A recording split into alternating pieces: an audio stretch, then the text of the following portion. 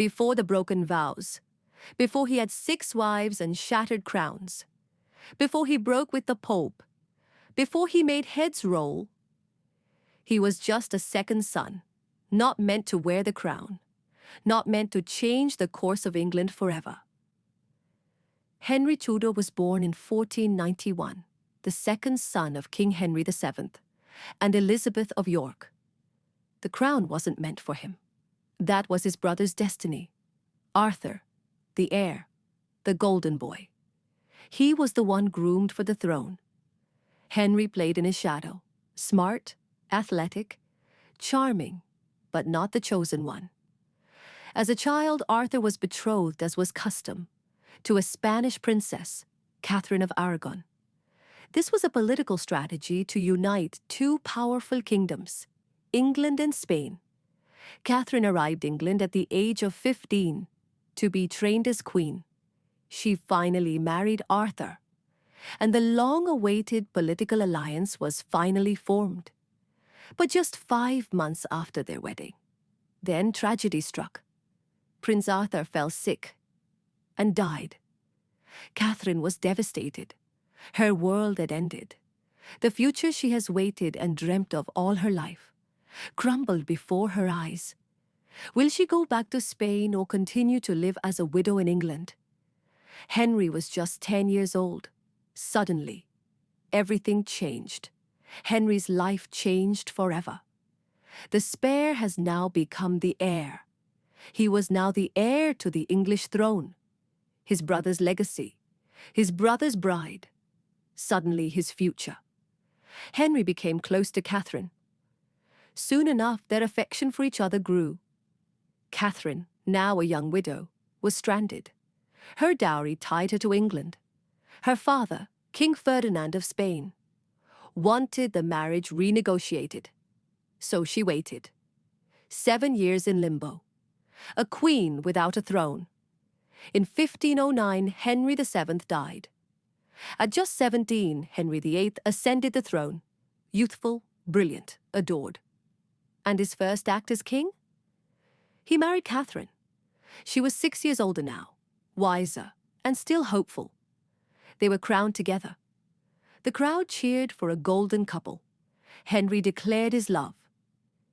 He called her his beloved wife, his true queen. For a time it was bliss. But in the palace nurseries, joy turned to sorrow. Catherine gave birth to a son, Henry, Duke of Cornwall. The new heir was celebrated throughout the country, bells rung and fountains filled with wine. But the baby died after 52 days.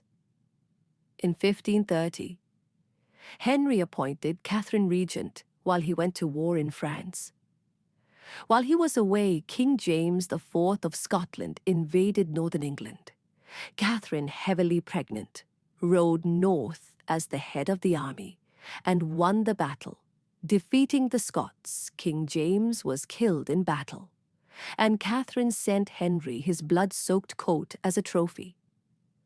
Few days later, she went into premature labor and delivered a stillborn son. Catherine became pregnant multiple times, but none of the sons survived. Miscarriages, stillbirths. One son died within weeks. Only one child lived.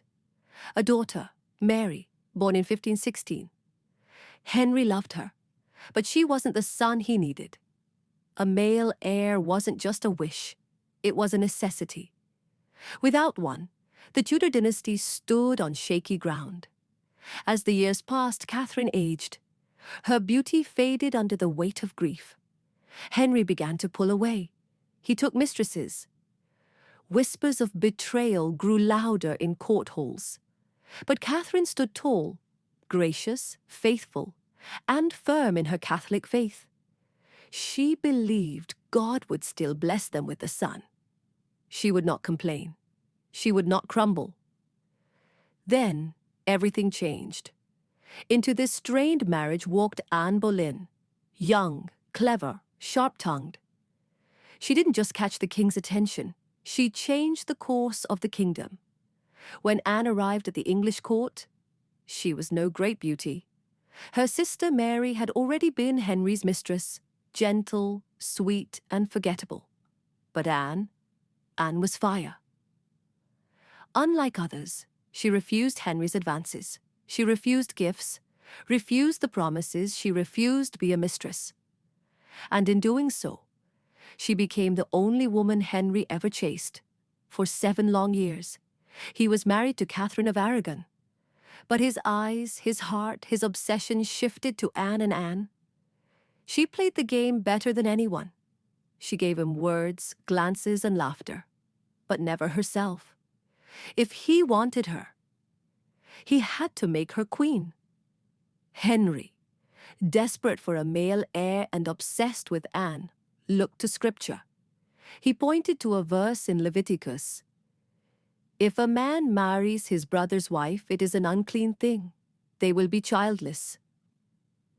Henry convinced himself and others that his marriage to Catherine was cursed, that it had never been valid. Anne became his solution. He wrote love letters, tender, lustful, aching. He begged, he plotted. He petitioned the Pope for an annulment. Catherine refused. She testified that her first marriage had never been consummated. She was Henry's lawful wife, and she would not be cast aside. The Pope was trapped. Catherine's nephew was none other than Emperor Charles V, ruler of the Holy Roman Empire. Granting Henry's annulment meant offending one of the most powerful men in Europe. So the Pope stalled, and Henry grew furious. He would not be denied. In 1533, after years of failed diplomacy, Henry took the most radical step of his reign. He broke from the Roman Catholic Church, defied the Pope. He declared himself head of the new Church of England. He dissolved the monasteries and enriched himself by looting their wealth. He tore apart centuries of religious authority. No more Pope, no more interference. All for a woman who still refused to be in his bed. He annulled his own marriage and wed Anne in secret, and Anne finally gave himself to him. Catherine was no longer queen. Catherine was banished from court.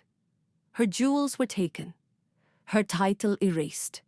She was moved from one cold palace to another, far from her daughter, Princess Mary, whom she was forbidden to see. Henry offered Catherine a permission to see Mary only, if they accept Anne as queen and denounce Mary's legitimacy and claim to the throne. Both of them refused. Still, she never renounced her title. She signed every letter as Queen of England. She prayed daily. She waited for her daughter's return. She never gave Henry the satisfaction of breaking her spirit. On January 7, 1536, Catherine of Aragon died, likely of cancer. She was 50 years old, alone, discarded, but never defeated. In her final message to him, she wrote, "Mine eyes desire you above all things. Forget not that I am your true wife, and take care of my daughter Mary." Henry and Anne both wore yellow. When they heard the news of the death of the late queen, which was seen as mockery and insult of the late queen, Henry did not attend the funeral of Catherine. He forbade Mary from mourning her Anne.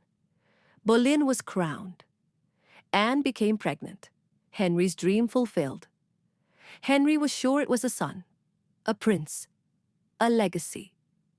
But the child was a girl. Elizabeth Henry tried to hide his disappointment. Anne insisted the next one would be a boy. But the charm that had once captivated him began to crack. Anne was not quiet. She argued. She shouted. She interfered in politics, in court, in matters the king believed were his alone. She had given up everything for him, and now she demanded loyalty, affection, power. But Henry was already drifting toward a quieter, gentler Jane Seymour. Then tragedy. Anne miscarried. A boy. Henry saw it as a sign, a punishment from God. Suddenly the woman he had torn a kingdom apart to marry became a problem to solve, a nuisance, a threat. And when men began to whisper about her temper, her flirtations, her ambition, Henry listened. She was accused of adultery with 5 men, one of them her own brother.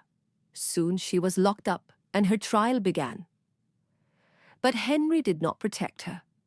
He did not even look her in the eye at her trial. Anne stood proud, regal, defiant. She denied every charge. Lies, all of it.